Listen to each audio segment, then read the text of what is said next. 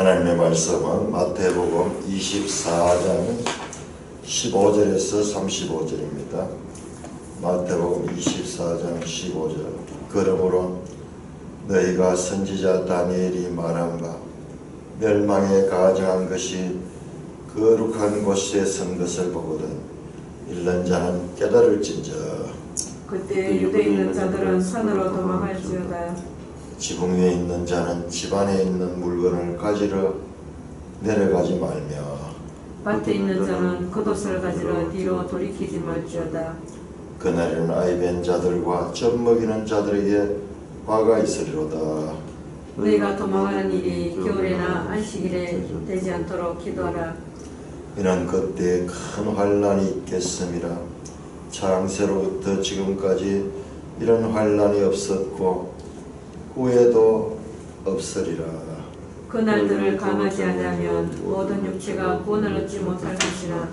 그러나 택하신 자들을 위하여 그 날들을 감하시리라.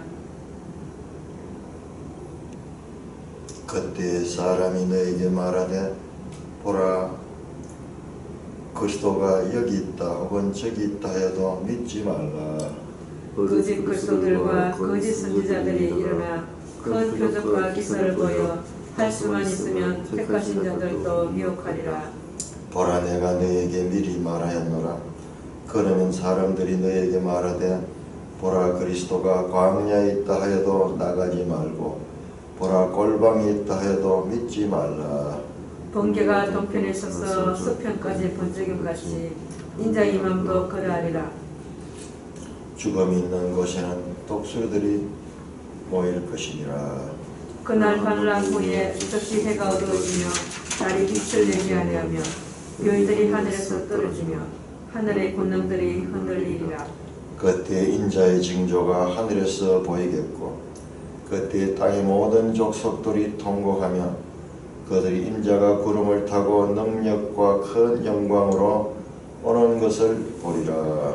그가 큰 나팔 소리와 함께 천사들을 보내리니 그들이 그의 택하신 자들을 하늘 이 끝에서 저 끝까지 사방에서 모으리라.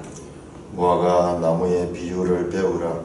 그 가지가 연하여지고 잎사귀를 내면 여름이 가까운 줄 아나니 이와 같이 너희도 이 모든 일을 보거든 인자가 가까이 곧 문 앞에 이른 줄 알라. 내가 진실로 너에게 말하노니 이 세대가 지나가기 전에 이 일이 다 일어나리라. 천지는 없어질지언 내 말은 없어지지 아니하리라. 하나님 아버지 은혜를 감사합니다. 오늘 아침도 하나님 말씀을 상고하며 나눌 수 있도록 놀라운 축복을 베풀어 주시고 썩어질 땅에 살면서 영원한 것을 우리가 취할 수 있는 이 복된 시간 허락하여 주시면 감사드립니다. 진리의 성령께서 우리를 깨우쳐 주셔서 하나님 말씀을 우리가 바르게 깨달을 수 있도록 은혜 베풀어 주시옵소서. 예수님의 이름으로 기도드리옵나이다. 아멘. 자, 이 마태복음 24장은요, 지난번에도 말씀드렸듯이 예수님의 재림에 관한 말씀이 나오고 또 1세기 예루살렘이 멸망하는 이야기가 나옵니다. 그래서 마태복음에서 가장 어려운 부분이고 여러 가지 해석들이 있는 본문입니다. 자, 다시 한번 24장 3절을 보시면 3절을 보시면 제자들의 질문에 대한 답변이거든요. 두 가지 질문을 했습니다. 첫째 성전 파괴에 대해서 언제 이런 일이 있겠습니까? 하는 말은 바로 앞에서 돌 하나도 돌 위에 놓이지 않는다라는 것이고, 그 다음에 두 가지 질문입니다. 또 하면서 또 성전 파괴와 또 주의 임하심과 주의 재림이겠죠. 재림. 그리고 세상 끝, 재림 이꼬르 세상 끝이다. 소위 종말에 대한 것입니다. 이걸 종말을. 그래서 24절은 종말론으로 해석을 하는데요. 바로 이 부분에서 그렇습니다. 그러나 우리가 놓쳐서는 안 되는 첫째 질문은 성전 파괴를 질문하는 거고, 그는 예수님 답변도 성전 파괴에 대한 답변이 있고, 그 다음에 주님의 재림에 관한 답변도 있다는 것을 봐야 되는데, 우리가 1장 24장 14절까지 앞단락에서 봤을 적에 여기에는 재림에 대한 이야기가 전혀 없다. 난리와 난리의 소문이 있고 뭐 천재지변도 일어나고 이러지만 이거는 끝이 아니다. 시작이다. 오히려 끝이 아니다. 세상 끝이 아니다. 그 이야기였습니다.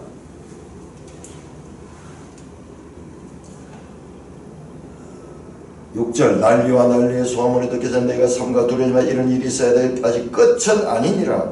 민족이 민족을 나라가 나라를 대적하지 일어나요. 곳곳에 기근과 지진이 나니. 우리 이런 일이 나면 다 이제 종말이 왔구나, 세상에 말세가 왔구나 그렇게 생각하는데, 이런 일은 있어야 하되 끝은 아니다. 아직 끝은 아니다. 이런 일은 늘 있는 일이에요. 인류가 살아가면 늘 있는 일이에요. 끝이 아니에요.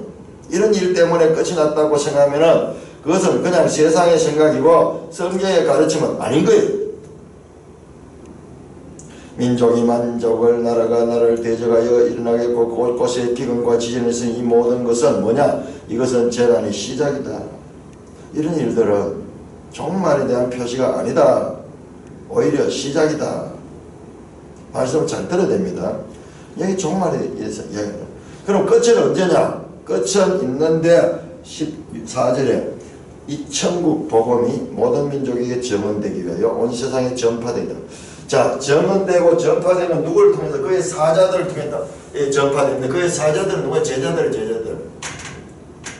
사도입니다. 사도 아포스를 하는 게 바로 이 뜻이에요. 아포스를.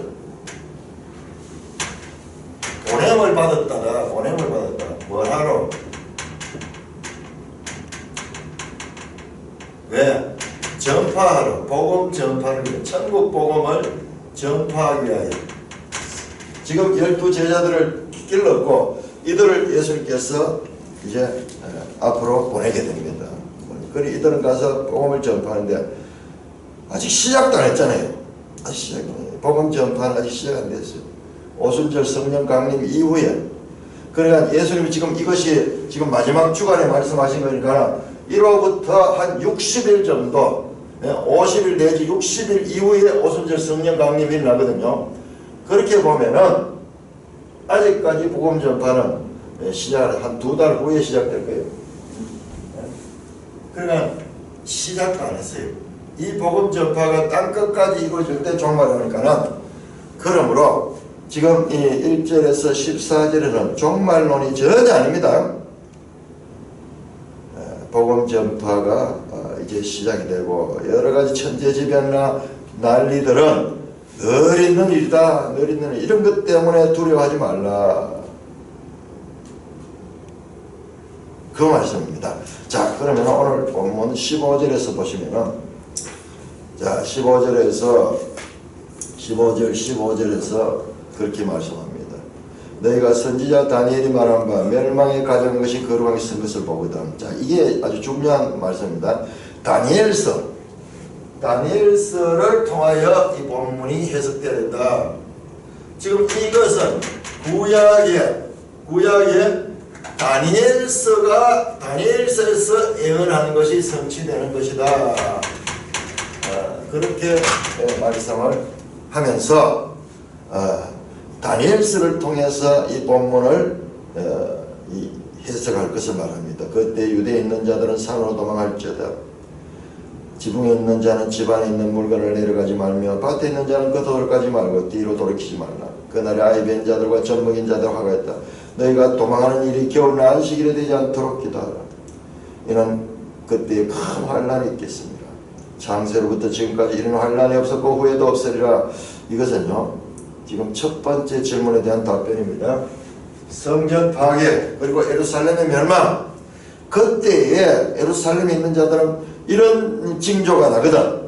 무슨 징조? 멸망에 가져간 것이 거룩한 곳에 선 것을 보거든. 자, 우리 지도책 372쪽을 봅시다. 372쪽. 이 공부를 하는 데는요, 성경 공부를 하는 데는 인내를 가져야 되고요. 끝까지 봐야 돼요. 끝까지. 우리가 단정하거나 우리의 생각을 가지고 그렇게 이 결론을 내려버리면은 오해를 하게 됩니다. 372쪽에 1차 유대인 봉기에 대해서 나오는데요. 거기에 법례를 보면 66년도부터 67년, 68년 유대인 봉기가 있었어요. 그 식민지 유대인들이 로마에 대해서 반기를 걸고 소위 독립운동을 했는 거죠. 그래서 로마 군대를 쫓아내려고 그렇게 했을 적에 66년부터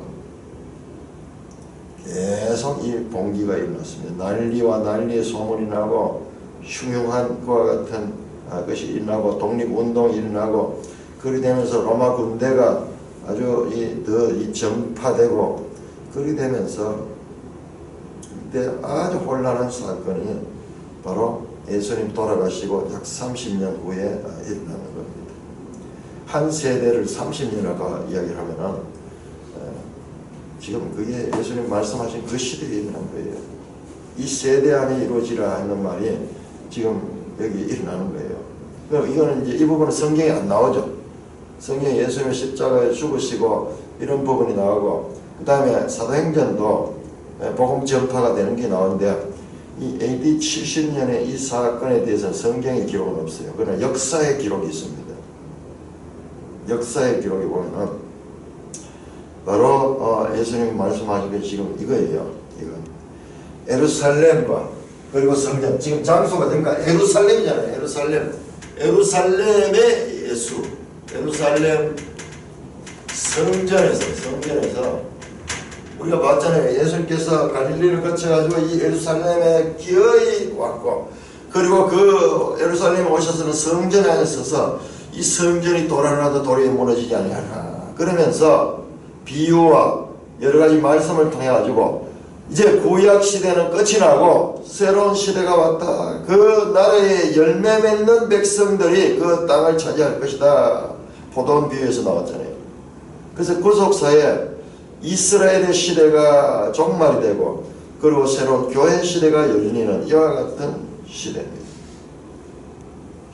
그때 유대 안에서 엄청난 반란이 일어났습니다. 그래서 알고 보니까 이 베스파시오누스가 출정했는데 이 베스파시오누스는 로마의 나중에 이제 황제가 되는 사람이에요. 그러니까는 엄청난 이 작은 나라의 소요를 진압해서 로마의 최강 군대가 올 정도로 이 극심한 혼란이 이곳에 있습니다. 그 유대인 봉기가 대단했던 거죠. 자, 그 다음에 373쪽을 보면은 말씀드렸듯이 베스파시누스가 와서 이제 유대를 완전히 멸하려고 포위를 다 했는데 갑자기 로마에서 정갈이 왔습니다. 이 내용이 다 나옵니다. 이 요세푸스에 자세히 나오면 요세푸스는 유대인이지만은 유대인 역사학자면서 나중에 이 베스파시누스에 의해서 포로로 잡혀가지고 로마로 데려가서 살려줍니다. 아주 지혜롭고 이러니까는. 그래서 로마에서 관직을 주고 평생을 살면서 이런 역사를 기록할 수 있는 그와 같은 역할을 감당한 이 하나님의 뜻이에요. 유대 전쟁사 예루살렘 함락사입니다.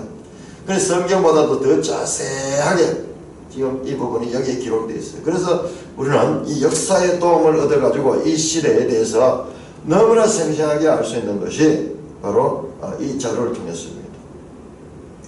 자, 그래서 갑자기 이 예루살렘 멸망이 연기가 되고 급히 본국으로 가서 그 해에 황제가 5명이나 나올 정도로 로마는 혼란에 사로잡힙니다.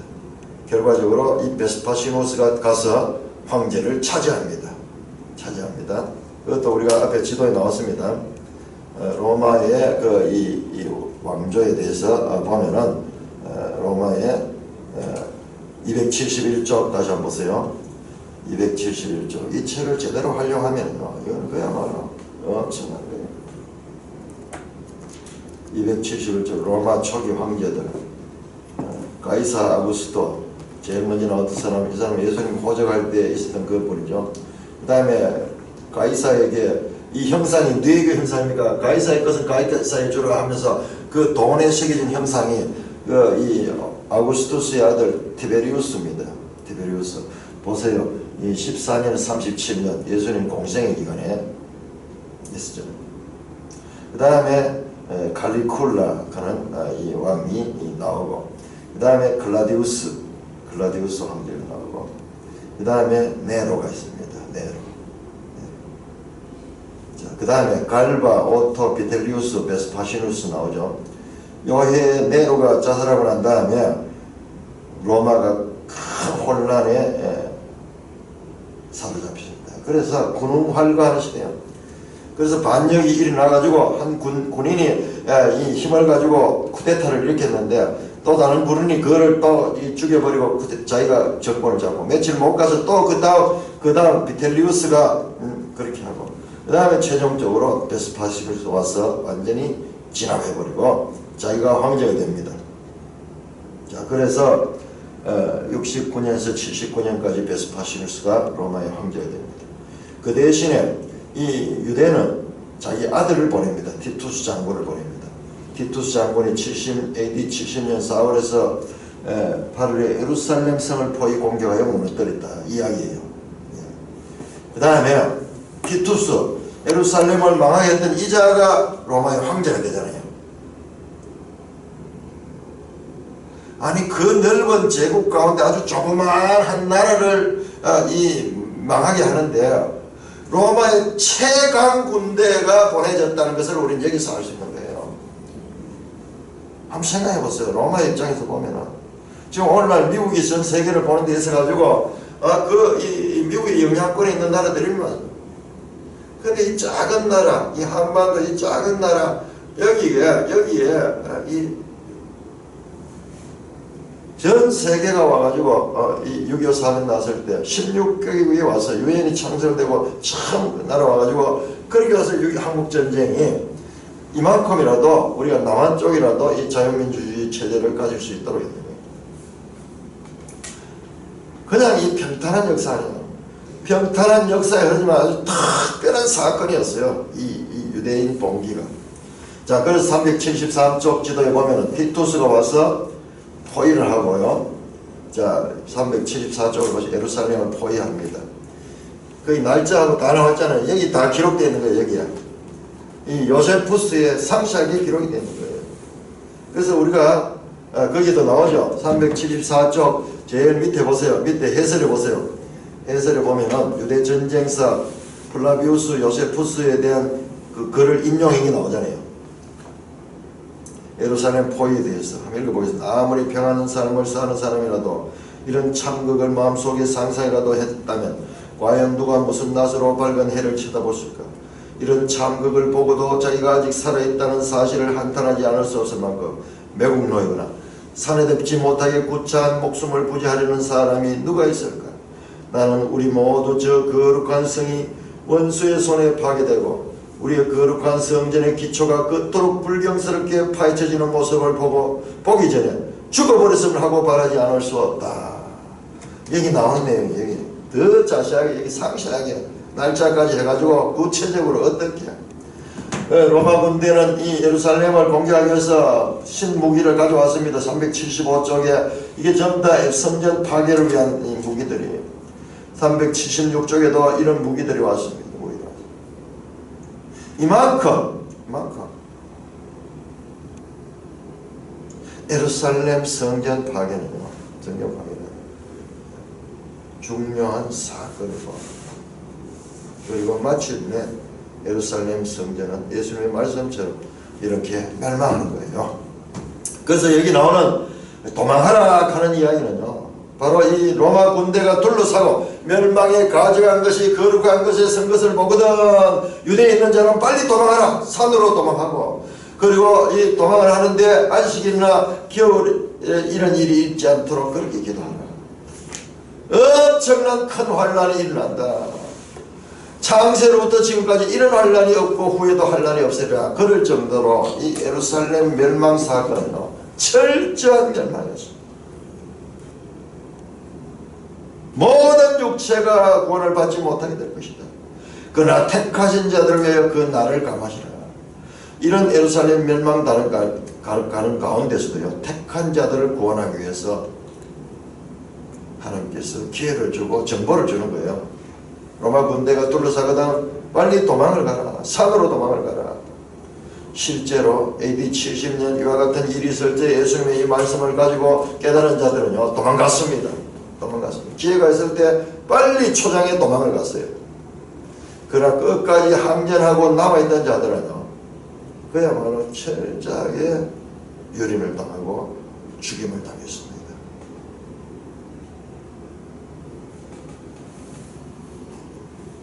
엄청난 수의 사람들이 굶주린 가운데 마침내 멸절했어요. 우리 봤잖아요.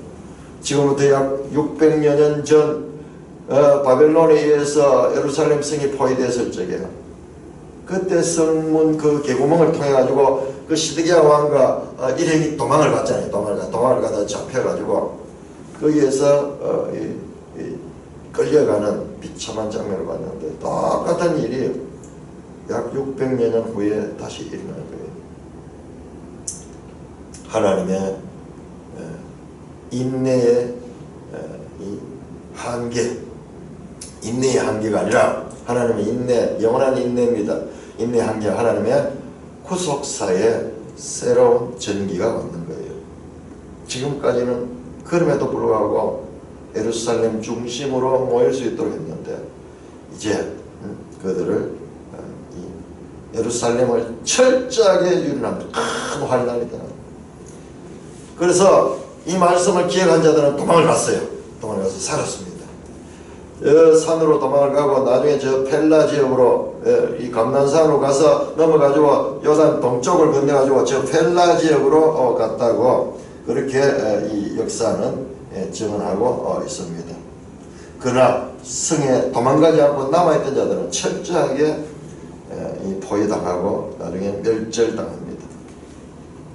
자, 그러면은 이것은 성전 파괴 첫 번째 질문에 대한 말씀이다 하는 것을 놓치지 않아야 됩니다.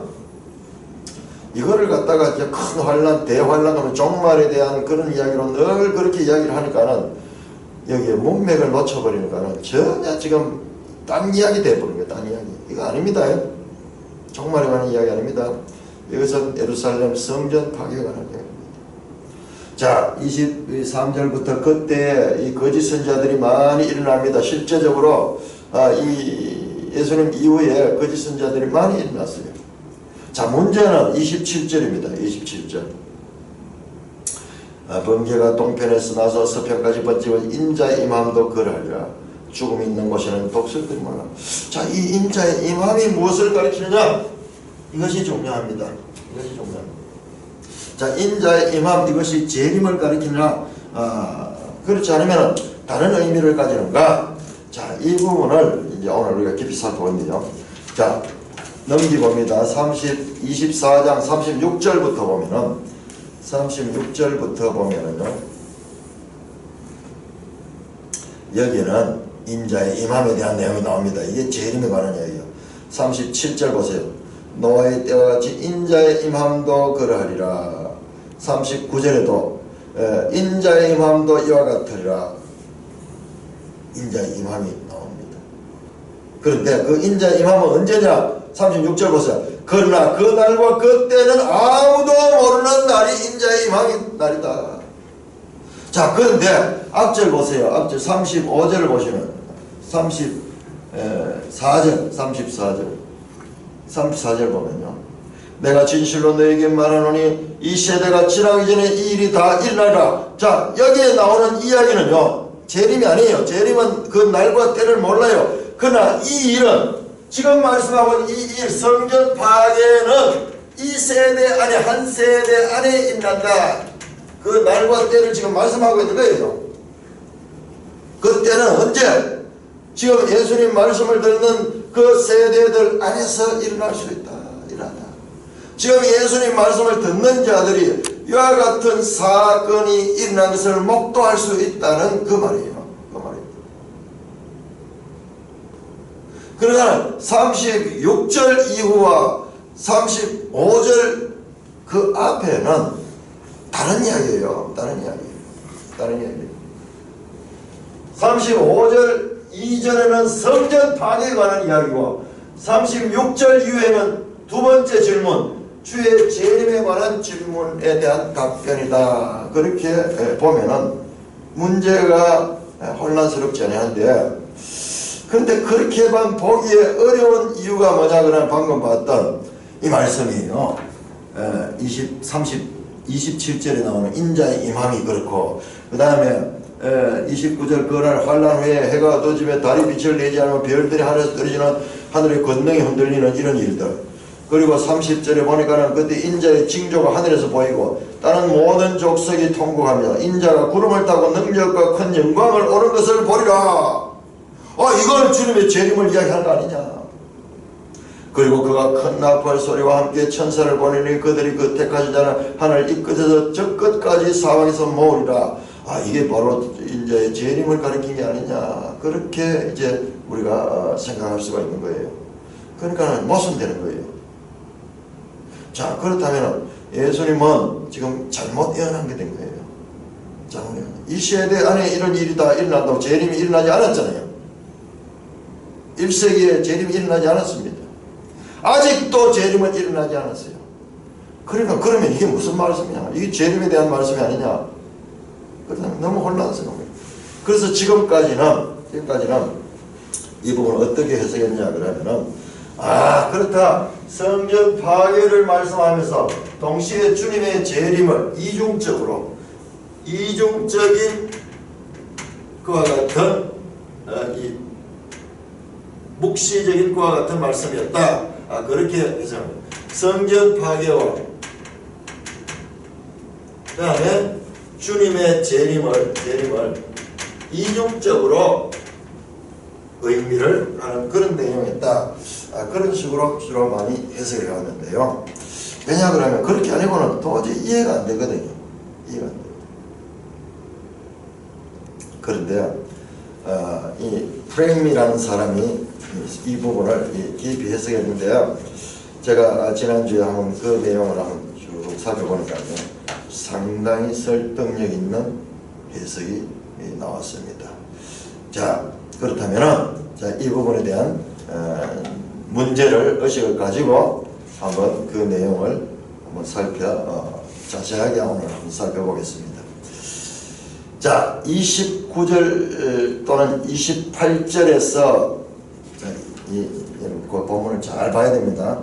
27절부터 35절까지는 마치 재림의 상황을 묘사하는 단어입니다. 그러나 그렇게 해석하면 말씀드렸듯이 문맥이 끊어집니다. 앞에서 계속 성전 파괴에 대한 이야기를 했는데 아직 이 주님의 재림에 대한 이 예언은 나오지 않았는데, 그러니까 거기에 또 주님의 재림이 나오고 이렇게 헷갈리는 거예요.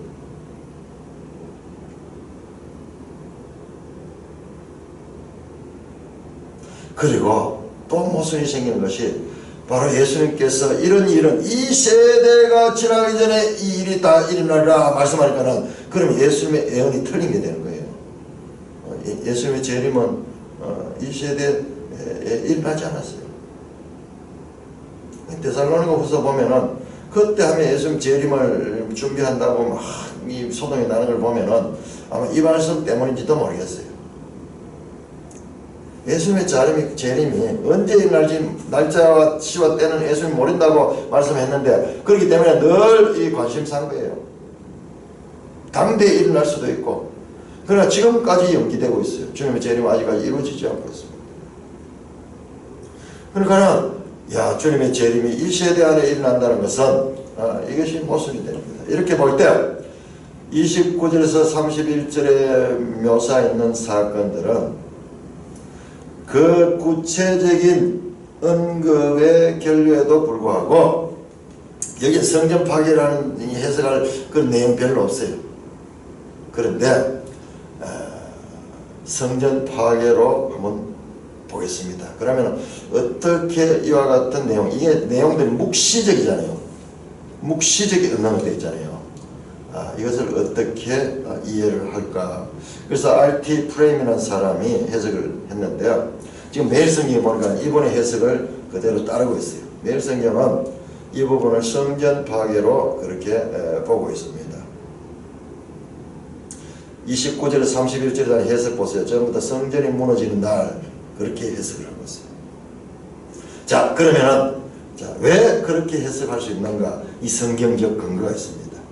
자, 29절 보세요. 29절. 그날 환란 후에 해가 적시 어두워지고 달이 빛을 내지 않으면 별들이 하늘에서 떨리며 하늘의 권능들이 흔들리라. 이게 마치 종말의 징조 같잖아요. 자, 그런데요. 자, 이사야 13장을 하고 있습니다. 이사야 13장. 오늘 집중 안 하면은 제대로 알 수 없습니다. 이건 성경 찾아가면서 확인하면서 그렇게 봐야 돼요. 이사야 13장 10절. 자, 그렇게 해서 이 본문을 해석하면요, 오늘날 거의 대부분 사람들이 지금 제대로 이해하지 못하는 미지의 세계를 우리가 들어가게 되는 거예요. 들어가게 됩니다. 우리 성경 공부하면 이런 또 기쁨이 있어요. 이런 기쁨. 13장 이사야 13장 10절 같이 읽겠습니다. 시작. 하늘의 별과 별무리가 그 빛을 내지 않으며 해가 돋아도 어두우며 달이 그 빛을 비추지 아니할 것이로다. 이게 무슨 말씀할 때 이 날이 나오느냐 그러면요, 이게 바벨론 멸망에 대한 말씀이에요. 1절 보세요. 아모스의 아들 이사야가 바벨론에 대하여 받은 경고라. 바벨론이 이 페르시아에서 멸망할 때를 이와 같이 묘사합니다. 하늘의 별들과 별무리가 그 빛을 내지 않고 해가 돋아서 어두우며 달이 그 빛을 비추지 아니할 것이로다. 13절 보세요. 그러므로 나 만군의 여호와가 분하여 맹렬히 노한 날에 하늘을 진동시키며 땅을 흔들어 그 자리에서 떠나게 하리니, 이게 종말을 이야기하는 거라. 바벨론이 전쟁에서 멸망할 때의 상황을 묘사하는 묵시적인 표현이에요. 묵시적인 표현. 종말이에요. 보세요. 17절 보세요. 보라, 은을 돌아보지 않으며 금을 기뻐하지 않으면 메대 사람을 내가 충동하여 그들을 치게 하니, 메대 사람이 활로 참전들을 쏘아 죽이며 대열매를 긍휼히 여기지 않으며 아이를 애쓰하게 보지 아니하리라. 열국의 영광이여 갈대 사람이 자랑하는 노래가 된 바벨론이 하나님께 멸망당한 소돔과 고모라 같이 되니, 그곳에 거주할 자가 없겠고 거주할 사람이 대대로 없으며. 거기 보세요. 21절 보세요. 오직 들짐승이 거기 엎드리고 부르짖는 짐승이 가옥에 가득하여 타조가 거기 깃들이며 들량이 거기에 뛸 것이며 그 궁성에는 성냥이가 부르짖을 것이요 화려하던 궁전에는 들깨가 올 것이라. 그의 때가 가까우며 그의 날이 오래지 아니하라. 이 바벨론이 멸망할 때, 메데 페르시아에서 멸망할 때 그때 상황을 묘사하는 묵시적인 표현이 바로 이것이에요. 하늘이 별이 빛을 잃어버리고 달이 해가 빛을 잃어버리고 그리고 들짐승들이 거처가 되는, 이것은 관용적인 표현이에요. 구약의 멸망한 나라에 대한 관용적인 표현이에요. 우리 어제 봤잖아요. 이사야 34장에 나오는 그와 같이 그때 여호와의 책을 보라 거기에 짝이 없으며 다 짝이 있다. 그들이 그 안에 모여있다. 여호와께서 모았다. 그 이야기 문맥을 보죠. 그때 파괴되어 가지고 거기에 들짐승들이 거주하는데 그 짝을 지어서 들짐승이 거주하는 그 내용이지. 이사야 같은 이사야잖아요. 같은 이사야에서 하늘이 별을 잃고 별이 그 빛을 잃고 달이 빛을 잃고 이런 표현은 전쟁에서 멸망하던 나라의 그 형편을 가리키는 묵시적인 관용적 표현이에요. 자, 34장 4절. 성경은 성경으로 해석해야 된다. 34장 4절 같이 있습니다. 시작. 하늘의 만상이 사라지고 하늘들이 두루마리같이 말리며 그 만상이 쇠자람이 포도나무 잎의 마름 같고 무화과 잎의 마름 같으리라. 이게 무슨 이야기냐? 5절 보세요. 여호와의 칼이 하늘에서 족하게 마신적 보라, 이것이 에돔 위에 내리며 진멸하기로 백성 위에 내려 그것을 심판하리라. 에돔이 멸망할 때의 상황을 가리키는 이 묵시적인 표현은요, 우리도 이런 말 써요. 제가 어릴 적에 이 권투를 좋아해가지고 이 복싱하면 이 맞으면 하늘이 노랗다. 하늘이 노랗다. 본인이 맞아가지고 지금 이 어찌한 이 상태를 가도 하늘이 노랗다. 본인한테는 이게 하늘이 무너지는 사건이에요. 이처럼 이사야서를 보면은 이 구약 성경을 보면은 바벨론의 멸망과 에돔의 멸망을 묘사한 것이 바로 이와 같은 표현이 됐습니다.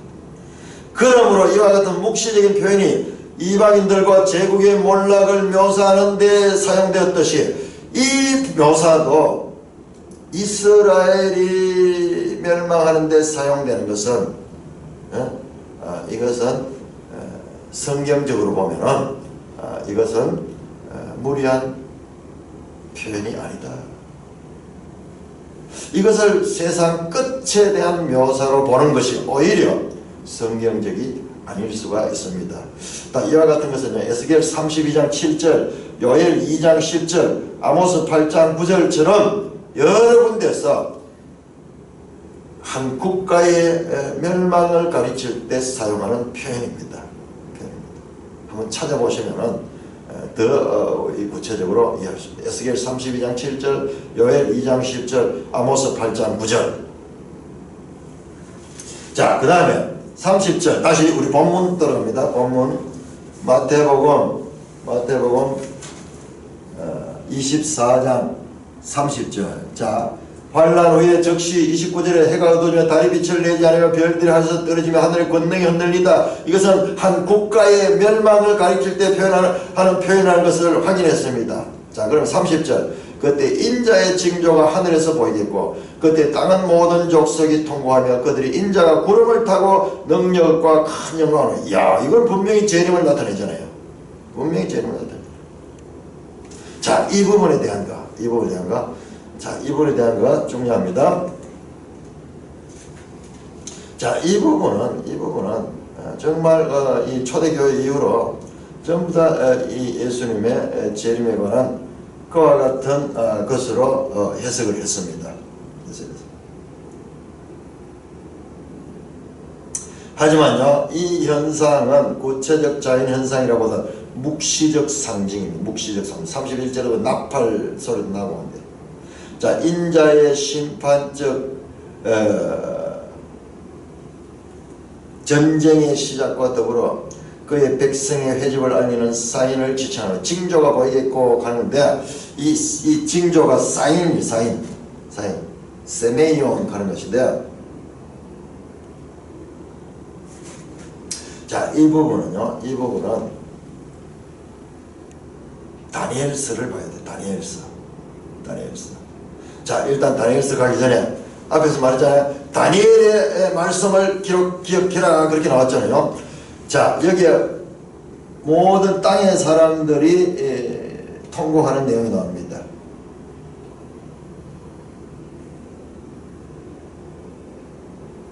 그때 땅의 모든 족속들이 통곡하며 그들이 인자가 구름을 타고 능력과 큰 영광으로 오는 걸 보시다. 예수님 재림할 때 모든 사람이 보는 그것으로 이제 보통 이렇게 해석을 했는데, 자, 모든 족속들의 통곡, 이 부분도 구약 성경에 나옵니다.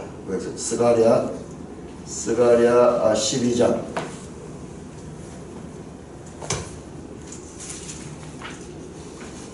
스가랴 12장. 이런 깊은 내용들은 이건 그냥 듣기만 해서는 안 됩니다. 연필을 들고 성경을 찾고 줄을 치고 또 도표를 그리고 이렇게 봐야 돼요. 12장 10절에서 14절. 12장 10절.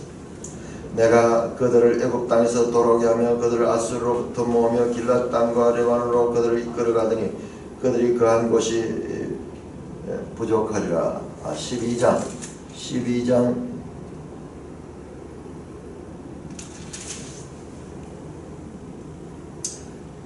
10절 12절 14절.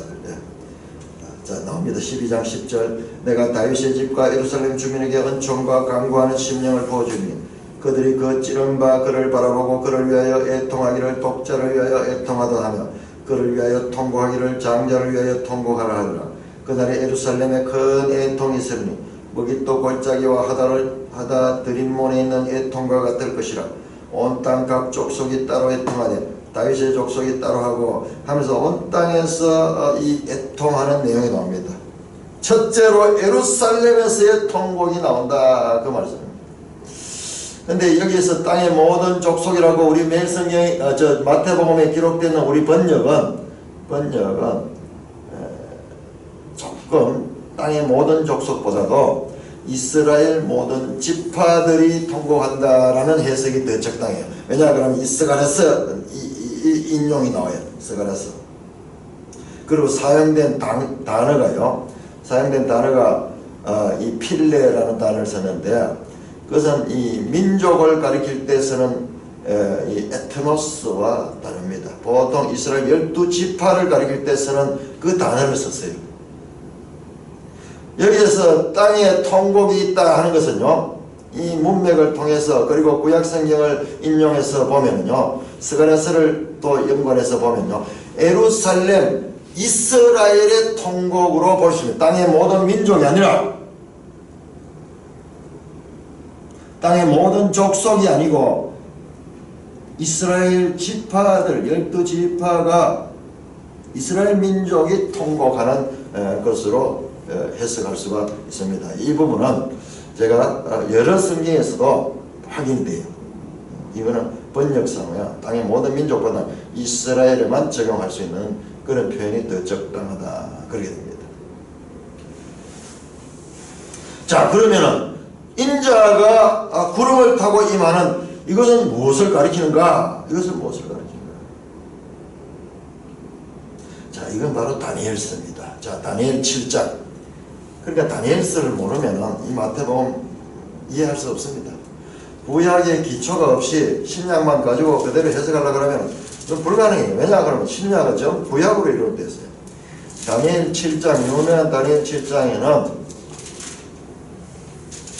인자가 처음 등장하는 모습이 나옵니다. 7장 13절 14절 13절 14절 우리 같이 읽겠습니다. 다니엘 7장 13절 14절 시작. 내가 또 밤 환상 중에 보니 인자 같은 이가 하늘 구름을 타고 와서 애초부터 항상 계신 이에게 나아가 그 앞으로 인도되며 그에게 권세와 영광과 나라를 주고 모든 백성과 나라들과 다른 언어를 말하는 모든 자들이 그를 섬기게 하시니 그의 권세는 소멸되지 아니하는 영원한 권세요 그의 나라는 멸망하지 아니할 것이라.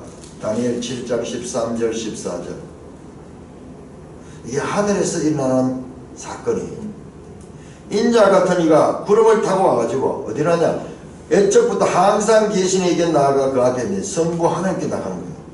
그러나 성부 하나님께서 그에게 권세와 영광과 나라를 주고 모든 백성과 나라가 다른 언어를 말하는 자들을 그를 섬기게 하시니 영원한 권세를 하나님께로부터 인자가 받는 장면이에요. 다니엘은 봐도 이게 무슨 뜻인지 알지 못합니다. 우리가 신약적인 관점에서 보니까는 주께서 내주께 말씀하시고 주께서 내주께 권위를 주는 거예요.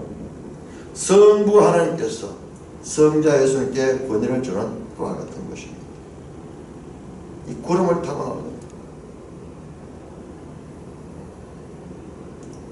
인자의 오심, 우리 마태복음에 나오는 그 인자의 오심은 땅으로 재림하는 것이 아니라 하나님께로 가는 것이, 하나님께로 가는 것. 자, 예수님 십자가에 죽으시고 부활하시고 성천하셨잖아요. 그 성천에서 가신 게 없냐? 하나님께로 가는 거예요. 가서 아버지께로, 이 장면은 부활하신 예수님이 성부 하나님께로 권능을 받는 거예요. 권위를 받는 거예요. 권세를 받는 거예요. 예수의 십자가의 죽으심과 부활과 성부 보좌 우편에 앉으심은 이 인자가 이 온 세상의 왕권을 위임받는 것입니다.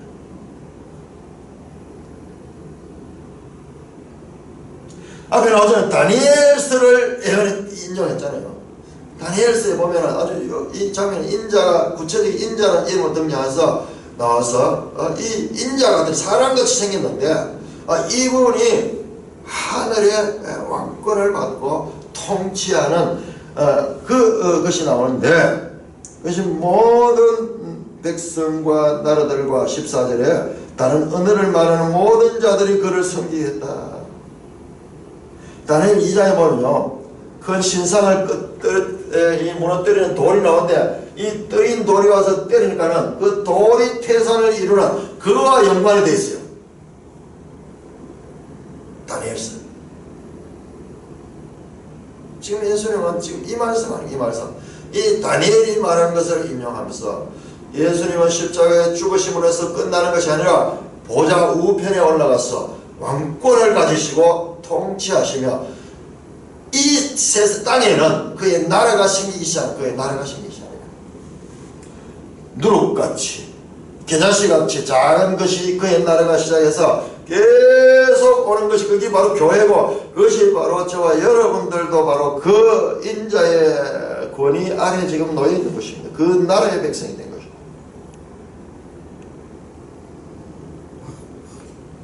그 인자의 오심은 바로 예수 그리스도의 하나님께로 가셔서 그 권위와 왕권을 위험받는 이 다니엘 7장으로 연결하게 되면은 예루살렘 성전 파괴는 인자의 권위가 온 세상에 공개적이고 구체적으로 인지되는 결정적 심판적 행위로 간주할 수 있으며, 따라서 이 구절은 예루살렘 성전 파괴를 지칭하는 데 매우 적절하다. 인자가 이와 같은 권위를 받을 때가 언젠가 이 땅의 지금까지의 모든 역사, 이스라엘 중심의 역사는 끝이 나고 이제 교회 시대의 새로운 시대가 나타나는 거예요. 예루살렘 파괴, 예루살렘 심판은 새로운 시대를 여는, 그러므로 마땅히 벗어야 될 허물과 같은 거예요. 새로운 삶을 살기 위해서 옛 허물을 벗는 것 같은, 그와 같은 구속사의 새로운 계기를 마련한 것입니다. 31절에 나오는 내용, 31절, 그가 큰 나팔소리와 함께 천사를 보내리니, 자, 큰 나팔소리와 함께 천사를 보낸다, 이 말씀도 주님의 재림이라기보다도 천사를 보낸다, 이 천사도 이 우리 하늘 천사가 아니고 사자의 사자, 에겔로스, 사자, 사도들, 이 부분도 우리 천사로 번역을 해보니까 이 메신저예요. 에겔로스 하는 것은 사자의, 천사도 하나님의 사자들이 사자.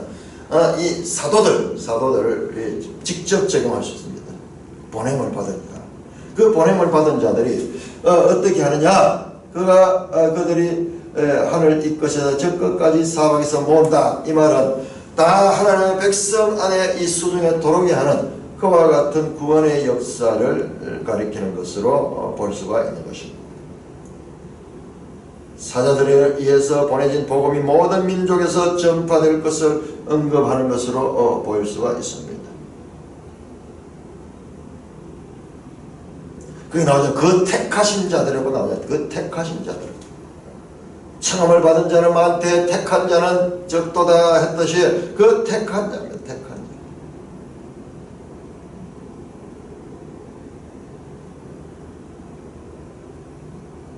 그들이 모인 것은 하나님 나라 백성의 수에 참여하게 되는 그런 것으로 보게 되면은 이 본문이 재림을 가리키지 않아요. 바로 예루살렘 성전 파괴와 그로 인해서 일어나는 영적인 그와 같은 묵시적인 표현이 여기에 나와 있습니다. 자, 그렇다면은 무화과나무 비유를 이야기를 합니다. 무화과나무 비유를 배우라. 그 가지가 연하여지고 잎사귀를 내면은 여름이 가까운 줄 아느니. 32절 30절. 이와 같이 모든 일을 보고는 인자가 가까이 이른 줄을 알라. 무화과 비유는요,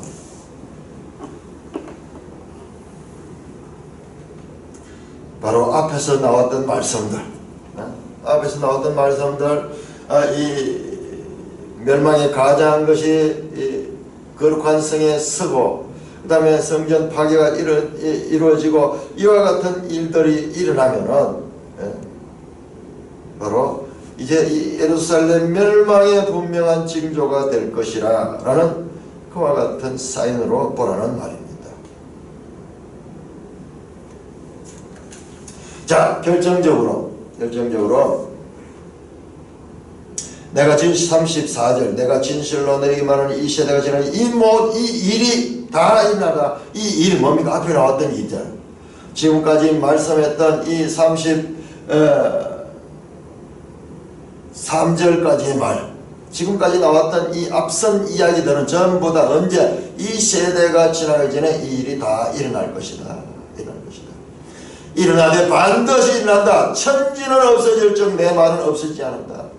그만큼 확실하게 이 세대가 지나기 전에 이 일이 일어난다. 뭐? 성전 파괴, 예루살렘 성전 파괴가 일어난다. 자, 이렇게 해석을 하면은 전혀 문제가 없어요. 이 일은 확실하게 일어날 일이다. 자, 매일성의 해설을 한번 볼까요? 29절에서 31절에 대한 해설. 성전이 무너지는 날 역설적으로 그리스도는 하늘 보호자로 인도됩니다. 성전 파괴는 하늘에 오르신 인자가 이 땅에 하늘 왕권을 행사하신 사건입니다. 그 나라가 임하잖아요. 우리도 오늘 그 나라 백성으로 그 나라가 임하옵시며, 그러면서 그 나라 백성의 삶을 추구하고 있잖아요. 성전 파괴는 하늘에 오르신 인자가 이 땅에 하늘의 왕권을 행사하신 사건입니다. 성전 세력들은 그리스도를 십자가에 매달고 나서 승리를 자축했을 것입니다. 그러나 예수님은 죽음을 이기고 부활하셨고 하늘에 오르셔서 옛 성전을 심판하십니다. 그리고 이제 자기 몸을 새 성전 삼아 새 백성을 불러 모으십니다. 이들이 옛 성전 백성을 대신하여 하나님 나라를 차지할 것이다. 이 해석이 설득력이 있는 것이 왜냐 그러면요, 우리가 앞에 나오는 내용에서 계속 하나님은 옛 시대는 끝나고 이 묵은 포도주의 시대는 끝이 나고 새 술은 새 부대에 넣어질 것이라는 그 말씀으로 시작해서 계속 예수님의 관심은 구약 이스라엘 한 시대는 끝이 나고 이제 하나님 구원 경륜에서 새로운 교회의 시대가 올 것을 계속 말씀하고 있었잖아요. 계속 말씀. 그리고 그들을 새 성전 삼아 새 백성을 불러 모시고, 그리스도는 교회의 몸입니다. 몸. 교회는 그리스도의 몸이에요. 교회의 머리는 그리스도스예요. 불러 모으고 있습니다. 사방에서 민족적인 구별 없이 택하신 자들을 이 끝에서 저 끝까지 모든 이 영역 가운데서 그 백성들을 불러 모아서 새 나라를 세우는 거예요. 그게 하나님 나라 교회를 통해서 이루어지는 그 나라입니다. 매일성의 해석이요, 이것이 지금 제가 말했던 그 프레임의 해석을 다루고 있는 거예요. 지금까지는 제일 설득력 있게 받는 것이 이중 예언이다. 1세기 예루살렘 멸망을 이야기하면서 예수님의 재림 때를 동시에 예언하는 이중 예언하는 그런 해석이 가장 강했는데, 그리고 대부분은 그것도 뭐 없이 그냥 무조건 이것을 재림이라고 그렇게 해석을 했는데, 그것이 아니다 하는 거 분명히 말하잖아요. 전쟁, 사건, 기근 일어나고 지진 일어나고 이런 것들은 정말이 아니다 하는 거 분명히 이런 일들은 늘 있는 일이에요. 그러니까 우리도 지금 어느 딸에서 지진이 일어났다, 어디서 뭐 전쟁이 일어났다, 아이고 이제 종말이 왔는가, 그와 같이 부하 내동하지 말라는 거예요. 조금 사건이 있으면 늘 그런 이야기 나옵니다. 늘 주님 오실 때가 됐다. 얼마 전에 어디 누가 아프리카에서 어떤 선지자가 왔다 그러면서 이 나라에 지금 종말의 때가 왔다 그러면서 핵이 개발되고 그런 게 복음 하나님의 주권하에 이 세상은 움직이고 있습니다. 하나님의 때에 복음이 땅끝까지 전파되는 그때까지 하나님은 기회를 더 주실 거예요. 더 주실 거예요. 종말에 대해서는 언제나 우리 시대에 올 것까지 생각하는 그런 경건한 마음, 그리고 깨어있는 마음을 가지되, 그리고 이 나타나는 현상 때문에 부하대동해서는 안 될 것을 우리 그리스도에게 확실하게 가르쳐 주고 있습니다. 천지는 없어지니 내 말은 없어지지 않으라. 이 말씀 그대로 1세기 AD 70년에 예루살렘 성전은 완전히 돌 하나도 돌 위에 남지 않고 파괴되는 그와 같은, 그것도 우리가 반드시, 이 단순한 사건 아니잖아요. 그 당시 세계 최강 로마의 황제가 된 사람들이 최강한 군대가 와서 완전히 멸망시키는 그와 같은 일들이 66년에서 70년에 걸쳐서 전무후무한 이 로마에 의한 예루살렘 멸망이 있었던 이 사건, 1세기 이 사건에 대해서 우리가 제대로 알아야 됩니다. 그래서 이 요세푸스에 상세하게 그 내용이 되어 있고, 우리 이 지도책에도 그 부분을 강조하고 있잖아요. 이 지도책에 이것을 그렇게 강조하고, 이게 그리 중요하기 때문에 그런 거예요. 지금 몇 컷에 걸쳐가지고 예루살렘 멸망에 관한 말씀을 하고 있다. 자, 36절 보겠습니다. 36절. 오늘 이 내용은 우리 볼 수는 없고, 그 시간 제가 구별된다는 36절 이후, 그러나 그날과 그때는 아무도 모른다. 앞에서 이 세대 안에 분명히 이루어진다 했는데, 그날과 그때는 모른다는 이것을 어디냐? 이 재림의 세상 끝에 가는 거예요. 세상 끝에.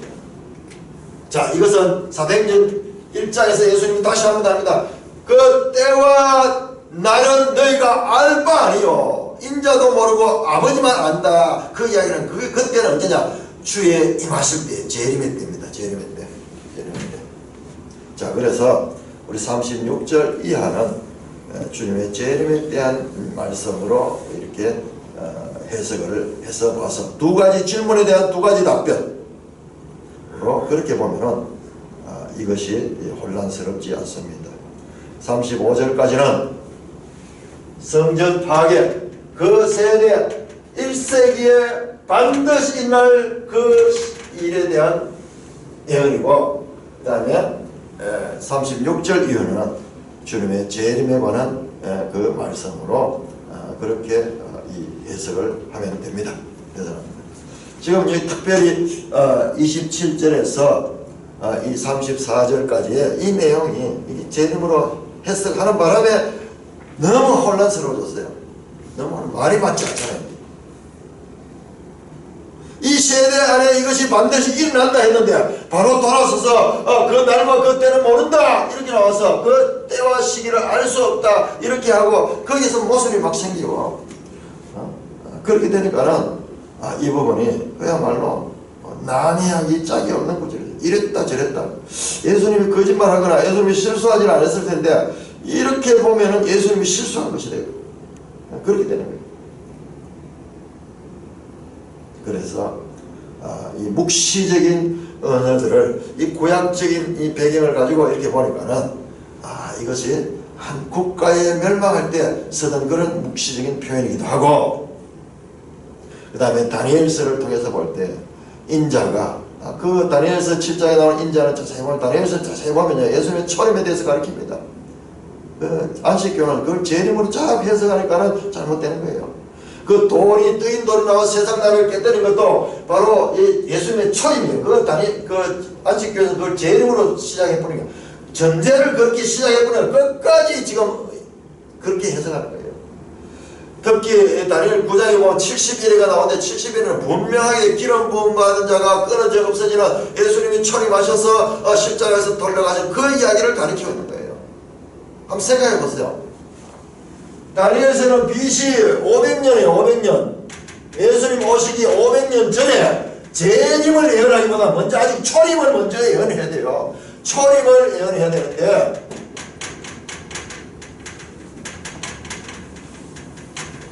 이걸 바로 건너뛰어가지고 재림으로 해석을 해보니까는 우리 시대에서 자꾸 이걸 보게 되니까는 오히려 이 해석이 더 좋아요. 이와 같은 포로 시대 가운데도 메시아가 온다, 그 약속하신 메시아에 대한 예언에 집중합니다. 여기서는 오히려 신약에서 재림을 이야기할 수 있지만 아직 초림도 하지 않았는데 그걸 어떻게 재림을 먼저 이야기합니까? 그 잘못된 틀을 가지고 성경을 보니까 계속 잘못되는 거죠. 그리고 다니엘 7장에 나온 인자가 이 하늘에서 이 왕권을 받으러 다 상속받는 그 이야기는 초림하신 예수님께서 십자가에 달려 죽어서 모든 구속사역을 완성하시고 성천하셔서 보좌 우편 그 자리로 자기의 자리를 차지할 때에 이 왕권을 가지고 그 나라의 왕권을 위임받는 그와 같은 장면입니다. 그러므로 이 마태복음 이 난제는 구약 성경의 배경을 잘 이해를 하면은 이것이 해석이 되는 여기까지는 초림에 관한 해석이다. 자, 그리고 이어서 재림에 관한 해석이 나올 것이다. 이 기본적인 단락 구분이 안 되니까는 혼동스러운 거예요. 거의 대부분 사람들이 이 부분을 가지고 앞부분에 뭐 지진과 뭐 이 기근 이 이야기만 나와도 재림, 종말 그렇게 해석했는데 분명히 그것이 아니다 하는 것을 가르쳤고, 그리고 1세기에 있었던 이스라엘 역사의 종말, 처참한 종말, 그것도 엄청난 로마 군대에 의해서 철저하게 대환란을 받는 그런 거. 여기 나온 이 큰 환란을 가지고 또 종말이 일어날 마지막 재림의 때 대환란 시기로 그렇게 해석을 다 해버려요. 그야말로 아무 말도 않지. 논리도 없고 맥락도 없고 저거 생각대로 감정대로 감정이 앞서가지고 감정이 논리를 지배해버리니까는요 해석이 바로 되지 않는 거예요. 문맥을 통해서 그리고 구약 성경의 도움을 통해서 이 본문을 보면은 여기까지는 바로 예수님의 예루살렘의 멸망. 예루살렘은 멸망해야만 됩니다. 왜? 이제 새로운 예루살렘, 새 예루살렘을 향하여 나가게 돼요. 지금까지는 모형과 그림자였어요. 자, 이제 신약시대 하나님의 예루살렘, 하나님의 이스라엘, 이 교회가 이제 등장합니다. 바로 제자들은 그 일을 시작할 메신저예요. 그 메신저예요. 땅끝까지 다니면서 그 복음을 전파해서 이제 새로운 교회 시대를 이룬다. 이 큰 구속사적인 문맥을 통해서 보면 이 해석은요 맞습니다. 이 해석이 맞고, 예수님의 가르침은 늘 거기에 집중되어 있다는 걸 말씀드렸잖아요. 갈릴리를 떠나서 예루살렘에 와서 성전에 서시고, 그리고 이 성전이 파괴되어야 한다. 새로운 성전이 세워지기 위해서 건물 성전은 완전히 없어졌다. 그래서 로마 군대는 와서 철저하게 돌 하나도 돌 위에 척하지 아니하도록 멸망시킵니다. 그 내용이 요세푸스에 상세하게 기록이 되어 있습니다. 찬송가